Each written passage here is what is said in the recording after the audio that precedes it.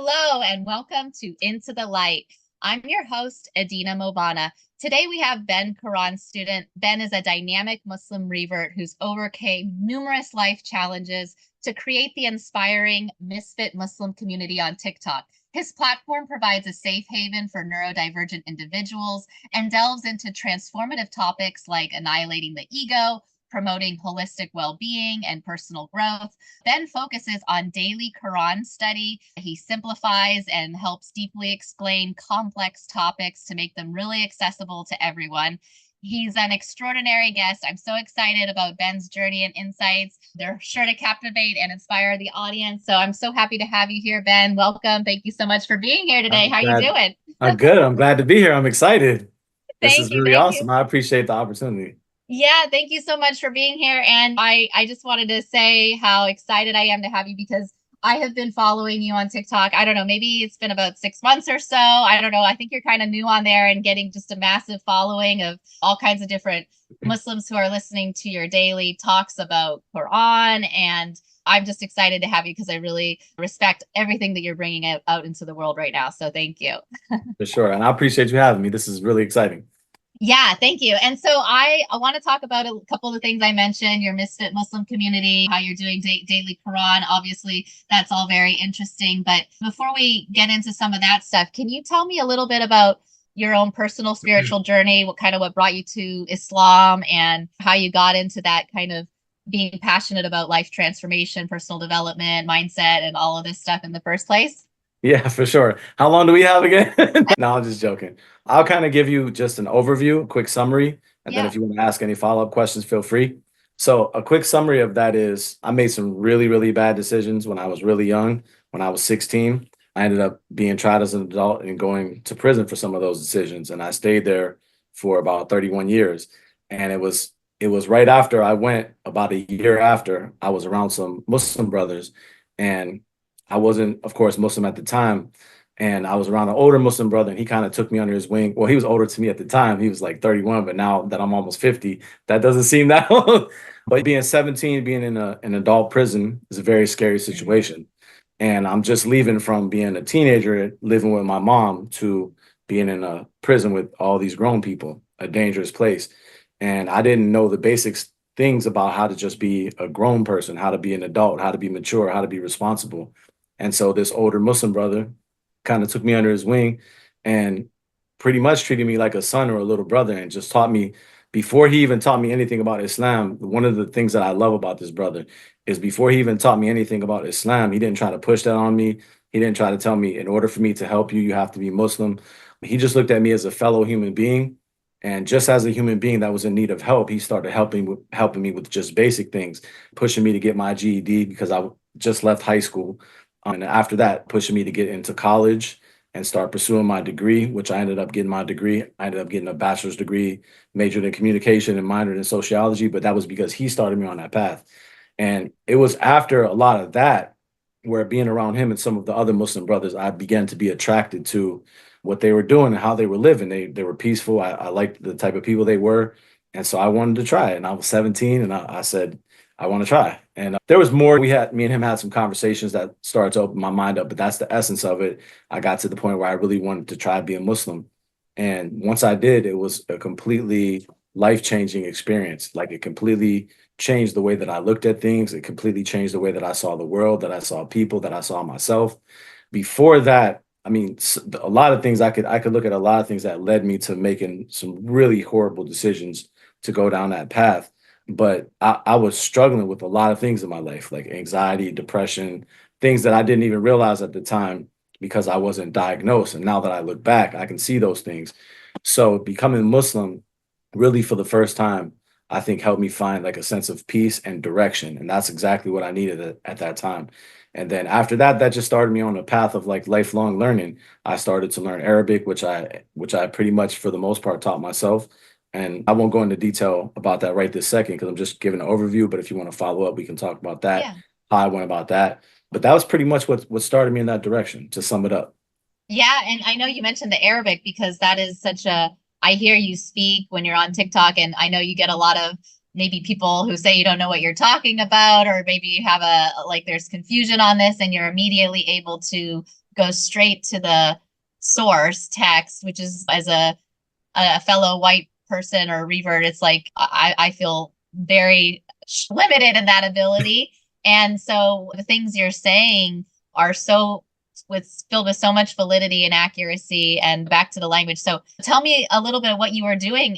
You were in prison 30 years. I mean, I hear a lot about people converting in prison, like Muslim chaplain, and there's a lot of that activity that goes on. So yeah, tell me about how you sort of protected yourself and kind of help pull yourself out of that life and into this more positive direction in that structure. Yeah, well, it really just comes out of what I already talked about. Just meeting this brother and being around those brothers and deciding to become Muslim, and then finding more of a sense of direction, and then falling in love with knowledge, really. So seeking knowledge and learning things became like a mental escape, pretty much. It was like I was physically where I was at, but I was not mentally where I was at. And I think that's one of the things that helped me being there so long and from such a young age, that helped me transition so easily and be such, by what a lot of people tell me, just like a normal person, is because I don't really feel like I was ever there mentally. Because from a very young age, I completely changed how I saw things. And I started reading and learning and studying, and all of those things took me out of there mentally. So that's one thing I would say, that I always tried to live my life as if I was free. Like I developed that mindset when I was really young, and Islam helped me with that, is to not live my life like I was incarcerated, but to realize that even though I'm physically in this place, that I can choose to be free mentally. I can choose to be free in the way that I see things. So like when you're in there, there's a certain mindset that people have about things, right? But you can choose to not have that mindset. You can choose to not get trapped in that mindset.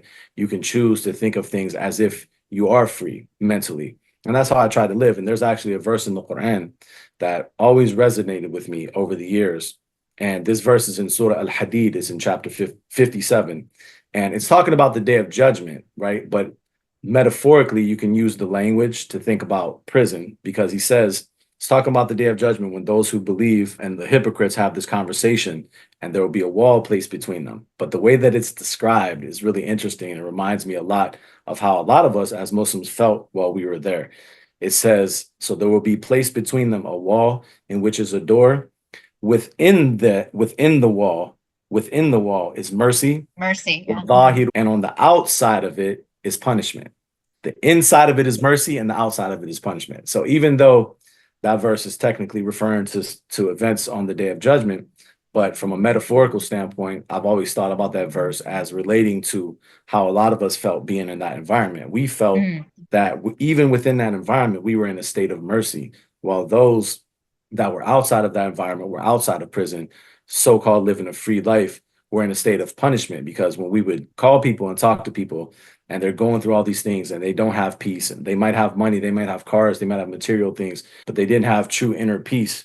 While we, not having any of those things, because we're studying the Quran, we're studying Islam, and we're trying to be Muslim, and we have a different sense of purpose with our life, we felt like we were in contact with Allah's mercy, even in that environment. So I think that's something that really carried a lot of us through. And there's another verse that says also, وَهُوَ خَيْرٌ لَكُمْ. It might be that you dislike something, well, it's good for you. So that's another thing that we always remember, that this might be a situation that we dislike. We might not choose to be here. We might want to leave. And inshallah, we will get to one day. But while we're here, we always used to think, there's something good in this for us, so let's take advantage of this opportunity. So I had developed that mentality at a very young age, of like, this is a state of mercy. This is a time where I can take advantage of this opportunity. And I really put my mind to doing that. I really put my mind to using my time while I was there wisely. And I think I did, like learning Arabic, getting a degree, teaching classes. That was another thing that I did a lot over the years. I mean, pretty much a lot of the stuff that I do now are things that I did then. I was just talking to somebody about this the other night, one of my close Muslim friends.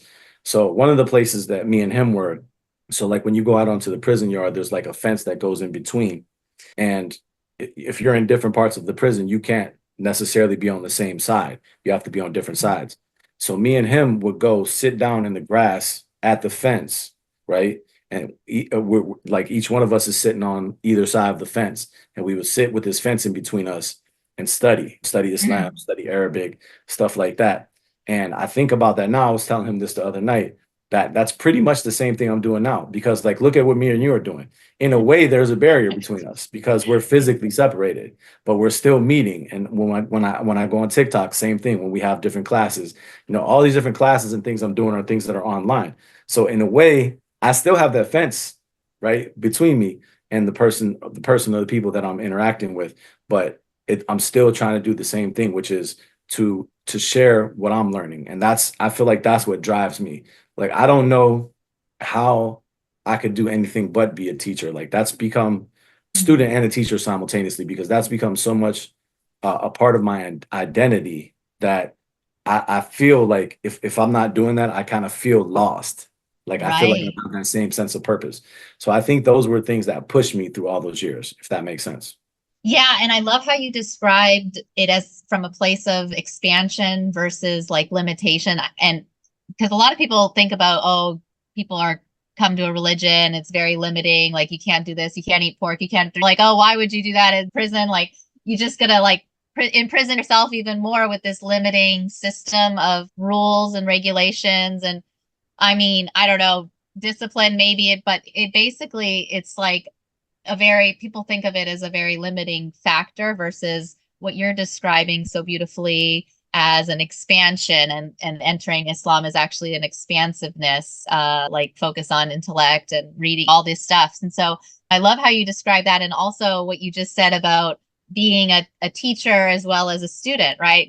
Like, Right. it seems like we kind of go in on life, and the more you learn, it's like the more you realize you have to learn, and you become more of a student rather than a teacher, right? Yeah, for sure. That's 100% for sure. Yeah. And I feel like teaching is one of the best ways to be a student. I always say Mm, this, like, I feel like I get just as much, if not more, out of what I'm teaching than the people that I'm teaching. Because as I'm teaching, I'm simultaneously learning. Like, I have to prepare, obviously, for the classes. So in that way, I'm learning, because it pushes me. Like, the more classes I have going on, the more I'm going to study, because I have to be prepared. So I'm going to learn like that. But also, I've noticed, and I don't know exactly what this is, but I've noticed this phenomenon with me, and I think other people experience this, is that me verbally explaining something makes me understand it better. So yeah. it's like, as I'm explaining it to the person, I'm also talking out my own thoughts. And someone told me a long time ago, one of the brothers that I studied with, he said that you don't truly understand something if you can't teach it. So if I you love can't, that. So true. Because I yeah, struggle. I realize I understand something in my head, but then when I'm trying to articulate it, that's really where our blockages are. yeah, Maybe throat shock. I don't know, but something's blocking it, and it's yeah, like, okay, it's not resonating. And I'm interested that you brought that up, because I know that you have this neurodivergence, misfit. Like, tell me a little bit about where that comes into play, because obviously, if that's a new concept to a lot of people. I'm realizing if someone is neurodivergent, or what is that? And so tell me how are you really tapping into the powers of that and the communication, and how that really works with your channel and everything you're doing. right. Oh, that's a good question. So for me, way before I knew about the term neurodivergent, like I said in the beginning, I've always struggled with anxiety and depression. I Mm, was actually diagnosed with generalized anxiety disorder, and later in my life, like in this period, I've been reflecting on it more. I'm pretty sure that I have ADHD too. I right. have, I have a lot of the signs and symptoms of that.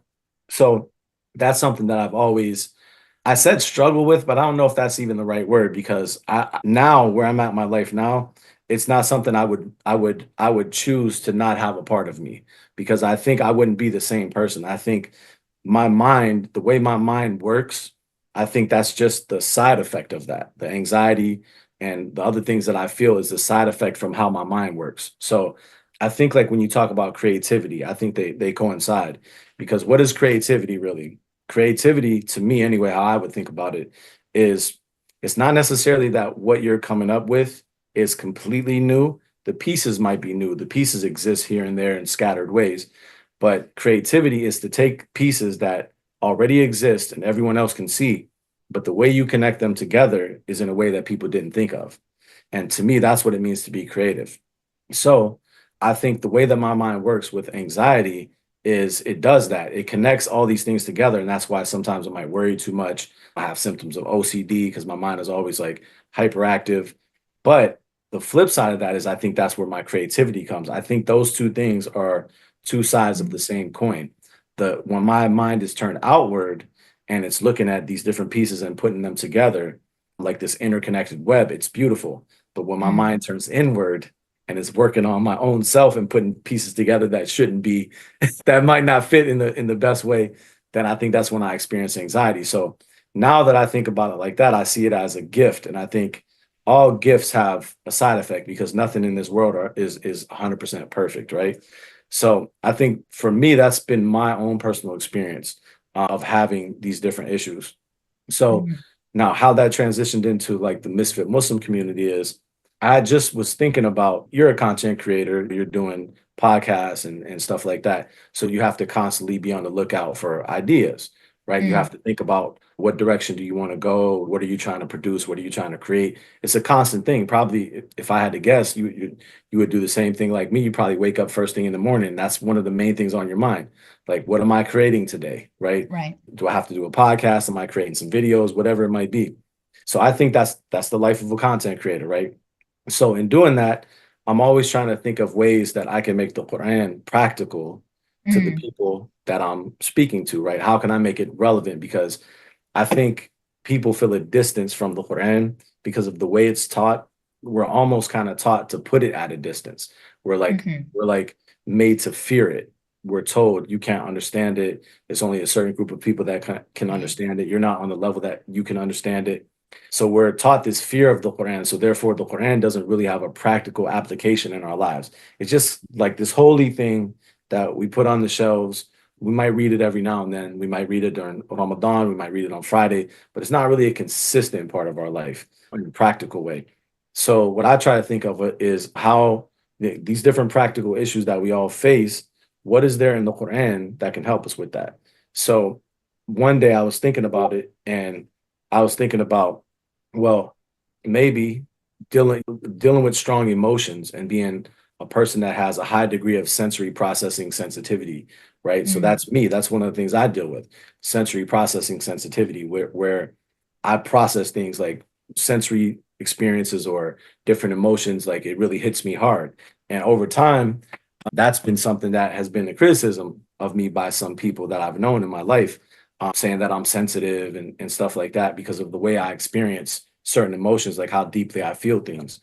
And it took me a while to realize because that was something that affected my own personal self-esteem and how I felt about myself, especially being a man, quote unquote, how they teach us how a man is supposed to act and deal with their emotions and all that type of stuff. So a lot of my content when I started talking about neurodivergence came from that place. Actually, one of the first videos, because if you go back on my account before that, I was still talking about the Quran, but I wasn't necessarily focusing on neurodivergence. But one day it kind of hit me about this idea of strong emotions. And I started thinking about the Quran and about how the Prophet Muhammad must have experienced very strong emotions by the way Allah talks to him in the Quran. Several times he tells him, for example, La tahzan, don't be sad. Or there's another verse where he says, we know that it makes you sad what they say, that what they say makes you sad, right? So the fact that he had to tell the Prophet Muhammad, we know that what they say makes you sad, but then every day people tell us, oh, you shouldn't worry about what people say. Why are you worried about what people say? You're too sensitive. But Allah had to comfort and console the Prophet Muhammad for his strong emotions. Another verse says, it might be that you kill yourself out of sadness, following their footsteps because they don't believe in this speech. That's in the beginning of Surah 18. So I started thinking about those different verses, and it hit me that it could be beneficial to make a video about experiencing strong emotions. If you, I forget what I titled the video, but it was something like that. If you feel strongly or you experience strong emotions. And that video, I think is currently my best performing video view wise. I think it has like 240,000 views now, but seeing the response to that video made me realize there's definitely a gap in the Islamic discussion in dealing with these issues, like neurodivergence issues, whether it's autism, ADHD, sensory processing sensitivity, OCD, anxiety, depression, bipolar, and I started researching and like Googling and trying to see like who was talking about this. And I find that this is a very, very underappreciated part of Islamic study. There are some things, but you have to dig for them. It's not something that's readily talked about. So I realized like this is a niche that definitely needs to be explored more. So I started focusing a little bit more, but I don't only exclusively focus on that. Yeah. Page, I don't like to do the same thing all the time because I like to give different angles and cater to different people because I think the Quran is for everyone. So I don't want to just only focus on one area. But it was from that that made me kind of come up with this term, the misfit Muslims. Yeah. Yeah, so that term, the misfit Muslims, kind of where that came from was this idea of neurodivergence in the Muslim community, the realization that not every Muslim fits into this neat little box, right? Yeah. And a lot of us have been made to feel, I think you use this expression, not Muslim enough, right? Yeah. Right? Yeah. I know I've been made to feel like that. A lot of us have been made to feel like that. Yeah. So what I wanted to do was I wanted to create a safe space where any Muslim of any persuasion or any perspective could come and learn and feel safe doing that and have their own perspective without feeling judged or without feeling Muslim enough. So Yeah. that led to the idea of creating the Misfit Muslim community, which now I'm trying to do on several different platforms. You talked about a lot, which was what I was enjoying, understanding how you're relating Islam to mental health and wellness issues and like, overcoming those challenges. And then of course, what you said about bringing Quran's relevance into our day-to-day lives rather than just, tabling it as a just a scripture book. People do that with the Bible or whatever, any of the practical application that we can have on our day-to-day mental health and wellness is so important right now. And we have such a big disconnect, especially in the Muslim community or Muslim countries, with mental health awareness or any of that is totally, it's like not clicking together. So the fact that you're making those connections and providing that as a resource for people, and they're like, oh, maybe I can heal myself or help stabilize my mental health by turning to Islam rather than prescription medication. I don't know. Right. So, or some combination of both, maybe. Because even with that, sometimes people don't feel all the way, because that might mitigate some of their symptoms with prescription medication, but that might not do a whole lot of making them feel accepted as a Muslim. Right. And so, those are two different things. Yeah. And the community. So tell me a little bit about the misfit Muslims that you get, and what kind of topics are being discussed. Because I know we were chatting before this about very things like being gender non-binary or being a misfit because you never fit in with what's being taught as what's allowed or not allowed in the religion. How are we now tackling and dismantling some of these maybe problematic haram police activity? Yeah, what are we doing there? Because that's really what it's about, right? Yeah, that's 100% what it's about. So to sum that up, I would say the main motto. So first of all, what I did from starting with that idea on TikTok, we started getting a lot of people that were really interested in that and really resonated with that never felt like they fit in. So one of the criticisms that some people who don't like that idea have given is that someone said, well, it seems like you're starting another sect. Right. Yeah. I saw your response to that one. Yeah, that couldn't be farther from the truth. Actually, it's the opposite. It's an anti-sect, meaning when you have a sect, what happens is they have this set of criteria for you to belong. And if you don't follow this set of criteria, they exclude you from the sect, right? And then therefore you feel not Muslim enough because for some reason you were attracted to this particular group and you thought they had the real Islam, and then you didn't live up to that and they kicked you out. And so now where does that leave you, right? So the misfit Muslim community is the complete opposite. It's the complete inverse of that. Basically, what it's saying is anyone is welcome, no matter what your perspective on Islam is. It's an anti-sect, right? Even the people who follow those different groups and kick people out would be welcome if they wanted to, right? So it's not an exclusionary group at all, right? Yeah. The whole idea is it's based off of, for me, our whole motto is based off the ayat in the Quran that says, La ikraha fi din, that there's no compulsion in religion. So when we say this is a place for people of all perspectives to come together, it's not saying that we're going to all agree or we're going to all have the same perspective. In fact, that's the whole idea, because Allah says in the Quran, he said, we made you into various nations and tribes so that you might get to know one another. So he didn't say we're all the same. So we're not trying to make everybody the same. I certainly don't want everybody to be the same. What I want is the acceptance and the tolerance for different perspectives. So the rule is la ikraha fi din. No compulsion in religion. So you don't have to agree. You're free to have your own perspective, and you're free to voice your perspective. The only thing is you can't force your perspective on someone, and you can't make someone feel like less of a Muslim because you have a different perspective. You can just simply state what your perspective is, state your reasons, and the person can respond any way they want. And then we can go from there. We can have a discussion about it. But when you get to the point where you're bad mouthing a person, you're saying that a person is less than a Muslim or not even a Muslim because they have a different perspective, that's what we're trying to create, is the opposite of that. So from that idea, we started the Misfit Muslim community on Discord. So now we have a server on Discord, the Misfit Muslim community, which anyone is welcome to join. The only criterion is, like I keep saying, la ikraha fi din, no compulsion in religion. So you can come, you can voice your perspective as long as it's respectful and you're not putting anyone down or you're not trying to exclude anyone, you're more than welcome. But the minute that a person would start, which alhamdulillah, that hasn't happened, but the minute someone would do that, you wouldn't be welcome in that community, because that's exactly the opposite of what we're trying to do. And from there, now I'm just today starting to work on starting something on Patreon.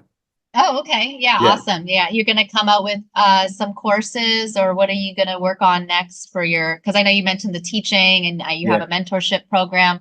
What other courses are you putting together that will be provided soon? Well, so there's a few things. So what we've been doing is, so we have the Discord server, and with the Discord server, we have a class so far once a week, every Sunday at 3 o'clock Eastern time on the Discord server. And what we do there is we're going from the beginning of the Quran, and we're going to work our way through. So we start from the very first ayah, and we're going to break down each ayah and work our way through. So we have a class every week for that. And then we just started on Zoom, actually, a beginner's Arabic class, starting from the letters and building up from there. And we've had that for 2 weeks, and that's been going good. So now we're going to introduce an intermediate class, which is for those people who already know the letters and could read somewhat, but might not understand what they're reading. So we're going to introduce grammar and vocabulary and stuff like that. So that's going to be something we're going to implement probably within the next week or two. And of course, we have the live stream every day at 2 o'clock Eastern time, which is just a general Quran study. It's not any particular format as far as what we're studying. It's just different topics from the Quran. Sometimes we go over a whole surah. Sometimes we take a verse. Like the last 3 days, we went over one verse in Surah Al-Baqarah, chapter 2, verse 260. We've been studying that for 3 days, and we're going to go into that again tomorrow. So that's every day at 2. And then what I just started working on today was on Patreon. What we're going to do is so these books I have behind me right here, starting from right here back, these ones to here, is a set of 14 books, a 14-volume set. And what this author did was he took every word in the Quran and he went to 3 or 4 different Arabic dictionaries. So for every single word in the Quran, he's going to give you the definitions from 3 or 4 Arabic dictionaries. And then he's going to give you his analysis of what those 3 or 4 dictionaries said, and kind of try to tie them all together and find the commonalities and give you an overall definition. Then he gives you examples from the Quran of where that word is used at. So that's why it's in 14 volumes. So what we're going to do on Patreon, what I just started today, so the first video hopefully will be uploaded tomorrow, is we're going to go through from the very beginning of that book, and we're going to have a series of videos where we just read through that book with every word in the Quran. So those are some of the things we're doing now, and inshallah, more to come. Yeah, I love it. Well, I love what you said about the type of community and the people who are going to be drawn to this work being not having the judgmentalism, and like you said, it has to be that way, because the minute you start being like, oh, you're not Muslim enough to be here, or oh, if you believe that, you're not Muslim. I mean, that's how it went down for me. I had to totally deconstruct everything and be like, well, Allah says, like, oh, and there's that, I don't know the quote, but that we're all born Muslim, or we're all connected to God. So it's not really for anyone else to be like, oh, you're not Muslim. And it's like, no, actually, we're all Muslim unless we're practicing another religion. That's a whole other debate. But like, for someone to say you're not Muslim, you can't believe that, or this is outside, this is making you not connected to God anymore. I mean, it's so harmful in our community, that polarization problem. And so I love that you're creating ways to tackle that and to dismantle it, because otherwise we're just in this situation where everyone's fighting each other to pretend that they're better than each other. It Yeah. doesn't work that way. No, for sure. Yeah, you're absolutely right. For sure.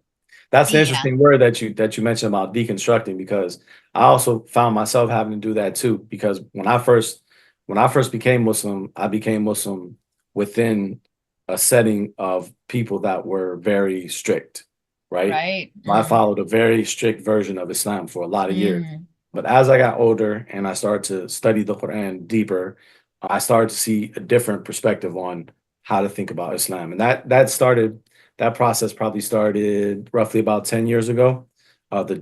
As you would mention, or the word that you would use, like the deconstruction process. Yeah.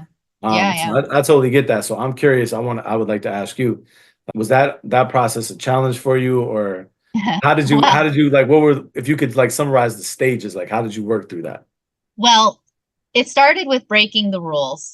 Probably with Okay. you too. You ended up in prison. I mean, we all like to break our rules, right? And For sure. I've always been a little bit of the rule breaker, and I don't do things unless I understand why. And I came to Islam because I had an appreciation for the structure of the religion, the accuracy, the all certain things. I was also a sociology major, Okay. and yeah, and I find it very valuable, the discipline, the structure, everything, that the accuracy and of what things are being provided as a way of life.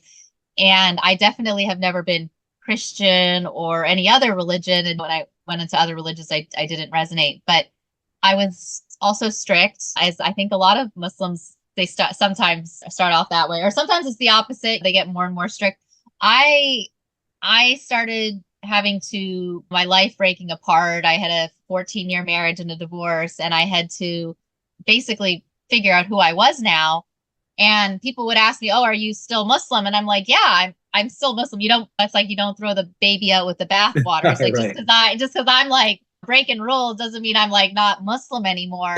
Right. And but I've had revert or people friends who they're like, "No, I'm not Muslim anymore." And I'm like, "No, I definitely held tight to the whatever that was." Yeah. And you just start, and you're breaking rules, and you're figuring out, okay, well, yeah, this is hurting me this way. And then you kind of have to create your own reasons for following whatever rules you're going to follow. And maybe there's different intoxicants or modesty or things that women face more than men. But at the end of the day, we're all creating the reasons why we do things in our own alignment. So it started with me with breaking rules and realizing what work we were really doing, like on a spiritual level, like purifying the heart and working on egos, things like that, which are done not necessarily by following a certain rule set or doing the number of check boxes of prayers and things. And so I focus more on that, and also energy and things like that I learn about now. So deconstructing, and I have another book I'm writing, which is Create Your Own Constructs, and it's a question-based book That's about kind of cool. deconstructing. Yeah, so thank you. Yeah, I love learning about that and thinking about it. And I want to have you on again, Ben, because I know we've been talking for quite some time, and there's so much more we could talk about with doing the work on the inner ego and controlling our nafs and all that stuff. Because obviously, as a Muslim, even when we're choosing to break the rules, that as long as we have accountability, then For we're sure. working towards something good, I hope. So wait, But yeah, that was so with me. were you like subtly saying I talk too much? No, I just said, if I get asked a question, then I talk too much. Oh my God, no. I just don't want to take all the time, because I'm like, I feel like this is what I'm listening to on TikTok. There's so much I want to say and interact with. And so I just like, I don't even know where to begin. But for me, I also use the like hashtag not that kind of Muslim on social media. I love that, by the And way. That's kind of oh, cool. thank you. Yeah. Yeah. So for me, it's like when someone's like, "Oh, you're doing that, you're not Muslim." It's like, okay, Not that kind of thanks. Muslim. Hashtag. That's all I gotta I say. love that. I'm like, I'm at a party, people are judging. It's like, what do we say, right? Real quick, let me ask you another Yeah. question, because you mentioned sociology and then you talked about construct. Have you Yeah. ever read The Social Construction of Reality? Which social? No, who's the author What's his last of name? reality? Is It's it a, like an it's a, older it's 70s, yeah, it's like kind of older, 80s? maybe like in the Yeah. 60s or Yeah. something. I But think, it's I don't a know. I read a lot of like Max Weber and Marx. I was in Berkeley also, so it's like you're learning about capitalism, socialism. And I yeah. studied in the Middle East, Islamic nonviolent transnational Islamic movement led by Amr Khalid. it's called Sanal Hayat. It's the Life Okay. Makers. And so I was studying the modern Islam in Egypt, especially as people were reconciling, like becoming more religious with their capitalistic identity, and then like as opposed to the some of the Muslim Brotherhood or the socialist agenda that was previous. So I was studying all of that happening, especially in Egypt, but it was all about modernization of the religion and how we're really moving away from a lot of, I don't know, we're dismantling a lot right now as a Yeah. collective. And so I like what you said early on in the conversation also about dismantling maybe some of the patriarchal beliefs that we have in the Yeah. religion. That's a big Sure. problem.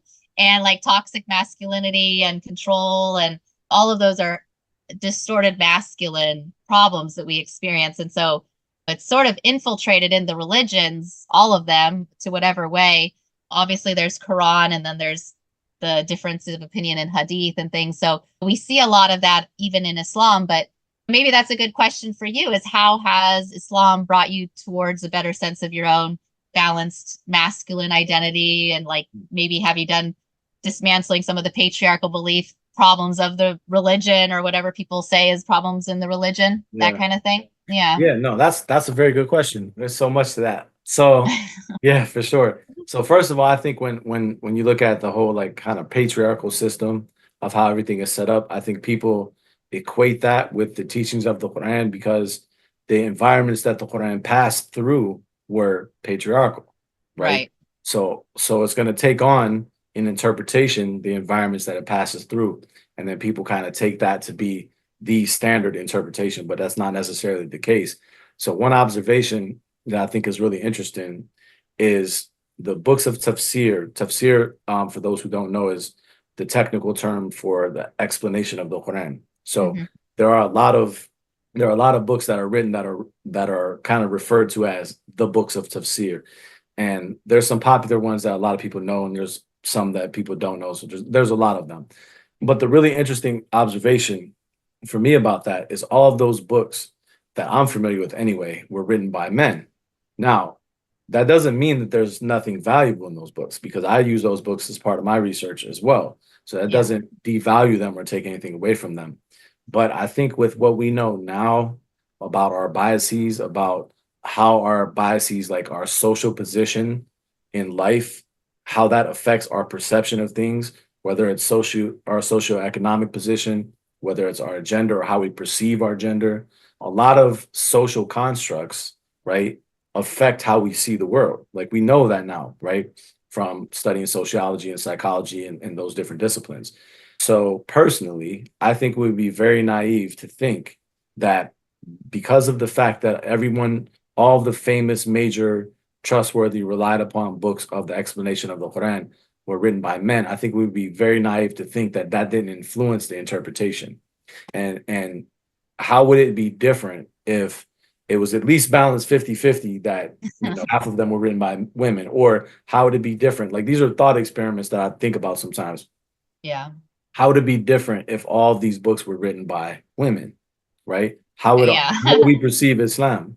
Because one of the things that I've noticed is, and it's not just me, because I've had conversations with different women actually about this, the difference in how men teach Islam versus how women teach Islam. If you go on TikTok and look at some of the sisters that either are talking about the Quran or just Islam in general, you can see the difference in how they present it versus how men present it. A lot, not, and this is a generalization, obviously, it's not every single person. This sister that I was actually talking to about this pointed this out to me, and I thought this was a really good observation. I had never thought about this before. She mentioned that it's a lot of the guys, like they tend to like yell and be very forceful. It's like The bro, marketing, masculinity. rules, structure, control. Yeah. Yeah, and the point that she made that I thought was really interesting was she said it's almost as if they speak with the voice that they think God speaks in. Like they're channeling how they think about God. And I was like, wow, that's a brilliant observation. So I just said all that to say that one of my transformations has taken place by kind of engaging in like metacognition about masculinity and femininity and those different types of things. Meaning like, so metacognition being like thinking about your thinking. So when you step like above the construct and the paradigm and you start to think about these kind of things, like what does it mean to speak about Islam as a man versus a woman, and how is that done differently? What does it mean that all these books were written by men and not women? How would it be different? So when you start to kind of step beyond those paradigms and just think about it from that perspective, it's a really mind-opening experience. And so from then I just started to like question those paradigms that we assume is just kind of the automatic paradigm of like, this is what the Quran means, a very like masculine centered book, very like masculine centered teaching. And I think too, a lot of what has helped me is this whole idea of like toxic masculinity, and kind of like analyzing that and thinking about that. For example, just one quick example. So as men, we tend to express things through anger because we are socialized to feel that anger is an acceptable way for a man to express his emotions, right? We're not socialized as men generally to be able to express our emotions, like to say, for example, especially to another man, like maybe if it's not another man, maybe, but even then it's difficult. But we're not generally socialized to say, hey, you hurt my feelings, or hey, I was embarrassed when this happened, or hey, this made me feel afraid, right? So how we react to these basic emotions that all of us experience is we tend to react to them through anger and aggression because that's more socially acceptable. And that's why some people say anger is a secondary emotion. It's not a primary emotion, meaning it's usually built up of other emotions underneath it. And so like shame and those are the shame, lower. hurt, embarrassment. So through understanding that and like connecting that to the Quran, and even the example of the Prophet Muhammad, the Prophet Muhammad cried, right? He spoke about mercy and compassion. The Quran, as I mentioned earlier, references his strong emotions that he had to be consoled with.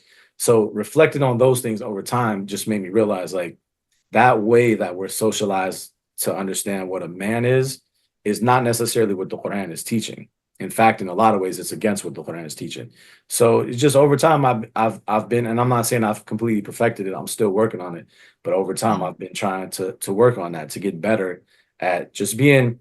I don't think like, as far as I know, there's nowhere in the Quran that says be a man or be a woman. These are just things that are, right? So I think I came to an understanding at one point in my life where I decided that whole like false dichotomy of like be this or be that, I was just going to leave that alone and just try to be a good human being.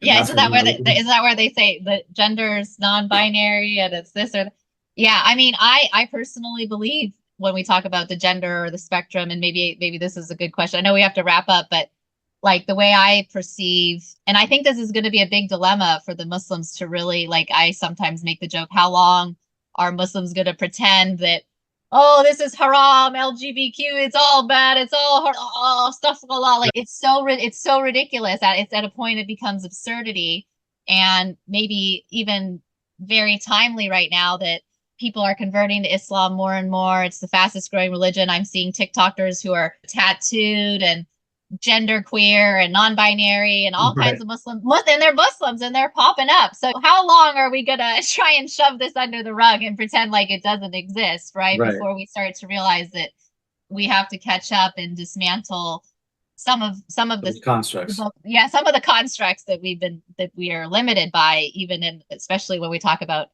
Islam being expansive rather than limited, right? Back to the beginning. Yeah. For sure, yeah. Circle all the way back around. Yeah. So I love that, and I think we're whether or not you believe something is okay or not, it really doesn't matter. Like you said, as long as you don't approach it with the judgmentalism, or as like you said, no compulsion in religion, come to the community and learn and be accepted no matter what you might believe in. So we just need a lot more of that in the world. And also, 100%. The feminine energy is happening, whether we know it or not, or whatever. Every person, everything right now is experiencing more of that balancing, and I think that's what's happening, like on a global consciousness, spiritual awakening level. Everything right now is like the divine feminine energy is coming back in whatever way, including into our hearts, and in opening our hearts into better ways to understand our religion. So sure, yeah, I believe that for sure. Well, thank you so much, Ben, and Before we wrap up here, I know people can follow you. Where's the best place to find you on your socials and on the communities? I'll have the links under this episode, but is there anywhere people should go to start following you? Best place? Yeah. The three main places are going to be TikTok, YouTube, and Patreon. And all three of those are the same name, Ben Quran Student. Ben Quran Student. Okay. Who's also the teacher. Yeah, we love that. Keep yourself a student forever. I love it. I love it. Yeah. And you're so amazing. You're so knowledgeable, and what a great resource. And like I said, I wanted to tell you and that I have always been listening to one of the things I really wanted to share was that I have never heard anything that I ever disagreed with what you were saying. And for me as a Muslim woman or navigating, I hear a lot of things I don't like to listen to. But every time I listen to you, I only hear things I agree with, things I resonate with, things that sound accurate and reliable, and that I would want everyone to hear. So I just appreciate love that. Thank you. Thank you so much. Yeah, thank you so much, Ben. So any final thoughts or words of wisdom you'd like to share with our audience before we wrap up here? Oh man. Yeah. The best thing that I could say is kind of already alluded to it, is just be human. Like that's the main thing that if I had to sum up everything that I'm really trying to do is, I mean, because there's a lot of details, but if I had to sum it up, it would be just trying to get people to understand that it's okay to just be human and to treat other people as just human, and not to feel that you have to present yourself as if you have everything figured out, because every one of us gets up every day and are confused about what the right thing to do is on different things. So we're all struggling through that. We're all human. And the Quran says, وَمَا أَرْسَلْنَاكَ إِلَّا رَحْمَةً لِلْعَالَمِينَ. We haven't sent you except as a mercy for all the worlds. So be kind to people. Yeah, and of course we're human. We're, what is it, spiritual beings having a human experience, not human experience. For sure. So yeah, we have to keep that in mind, especially when we're all just kind of having our own ego program and our human programming system running. And so I think that's the biggest thing that we're all trying to transcend right now, so that we can be more united and less polarized. So yeah, thank you so much, Ben. It was great having you. I hope you can come on again soon in the future, because we have so much more we can talk about. I would love it. Just tell me when. I'll be here. Yeah. All right. Awesome. Thank you so much. We'll talk to you soon. Thank you. No Bye-bye.